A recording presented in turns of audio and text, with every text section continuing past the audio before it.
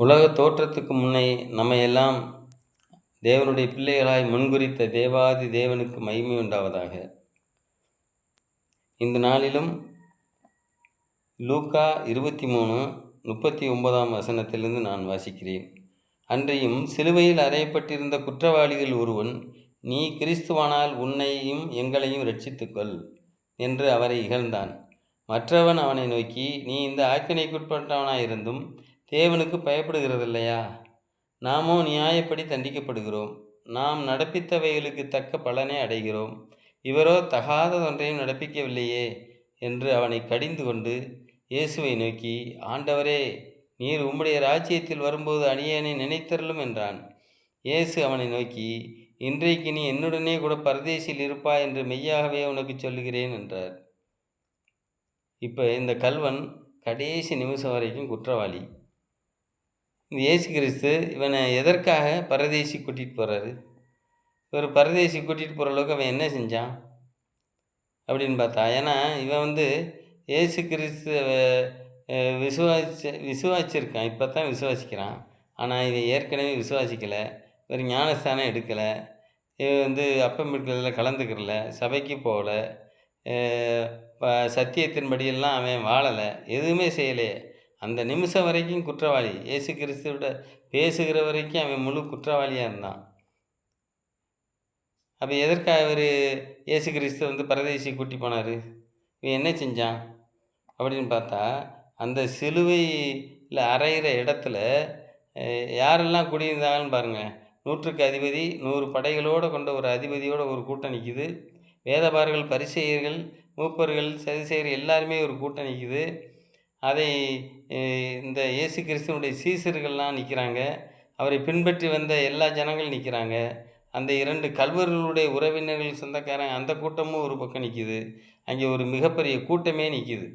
இந்த கூட்டத்துக்கு மத்தியில் இந்த எல்லாரும் என்ன செய்கிறாங்கன்னா, இயேசு கிறிஸ்துவை இகழ்கிறாங்க, தூசிக்கிறாங்க.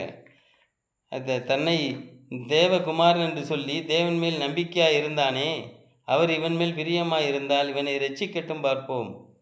இவன் மற்றவர்களை ரட்சித்தான், கிறிஸ்துவானால் தன்னைத்தானே ரட்சித்து கொள்ளட்டும். போர்ச்சேவர் காடியை கொடுத்து, நீ யூதர்களின் ராஜாவானால் உன்னையே ரட்சித்துக்கொள்.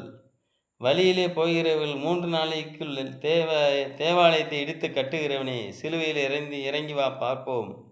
பிரதான ஆசாரியரும் வேதபாரகர் மூப்பரும் மற்றவர்களை ரட்சித்தான், தன்னைத்தான் ரட்சித்து கொள்ள திராணி இல்லை. இவன் ராஜாவானால் இறங்கி வரட்டும், இவனை விசுவாசிப்போம். நாம் கண்டு விசுவாசிக்கத்தக்கதாக சிலுவையிலிருந்து இறங்கி வரட்டும் பார்ப்போம். இப்படியெல்லாம் பலரும் பலவிதமாக இயேசு கிறிஸ்துவை இகழ்ந்து கொண்டிருக்கிறாங்க, தூசிக்கிறாங்க, அவமானப்படுத்துகிறாங்க. இந்த இவ்வளோ பெரிய கூட்டத்தின் மத்தியில் இயேசு கிறிஸ்துவை இவன் தேவன் என்று விசுவாசிக்கிறான். 1வது கிரியை. 2வது கிரியை, தன்னுடைய குற்றத்தை அவன் ஒப்புக்கொள்கிறான்.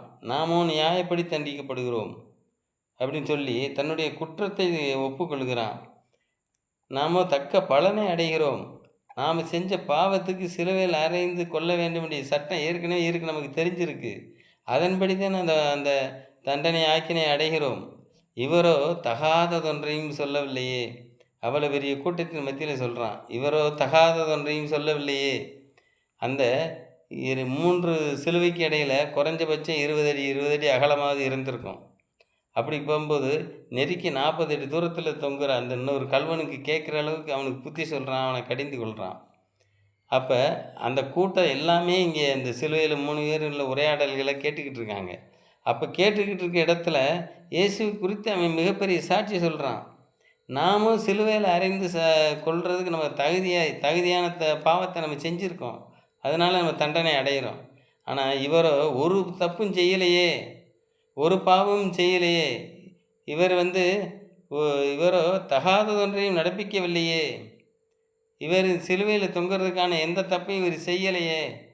அப்படின்னா இவரை பொய்யான குற்றஞ்சாட்டி அவரை சிலுவையில் அரைஞ்சு அவரை கொல்றதுக்கு அந்த ஒரு பெரிய கூட்டம் நின்றுக்கிட்டு இருக்கு. அவர் குற்றப்படுத்தி கொள்கிறாங்க. ஆனால் அந்த இடத்துல வேஞ்சிடறான், இவர் குற்றமே செய்யலைன்னு சொல்கிறான். எவ்வளோ பெரிய சாட்சியை சொல்கிறான். இப்படி சொல்லி இயேசு கிறிஸ்துவோட விண்ணப்பம் பண்ணுறான். ஆண்டவரே, நீர் உம்முடைய ராஜ்யத்தில் வரும்போது அடியேனை நினைத்தருளும். இயேசு அவனை நோக்கி, இன்றைக்கு நீ என்னோடு கூட பரதேசில் இருப்பாயன்னு சொல்கிறார். அப்போ இப்படிப்பட்ட ஒரு விசுவாசத்தை தான் இயேசு கிறிஸ்து முக்கியப்படுத்துகிறார். அவருடைய வருகையிலே விசுவாசத்தை காண்பவரோன்னு இருக்கு. அவன் விசுவாசித்தான். அவன் விசுவாசித்த விசுவாசம் உயிருள்ளதாக இருந்தது. அதனால் அவனை பரதேசிக்கு அழைத்து சென்று விட்டார். நாமும் இயேசு கிறிஸ்துவின் மேல் உயிருள்ள விசுவாசத்தோடு வாழ்வோம். ஆமீன்.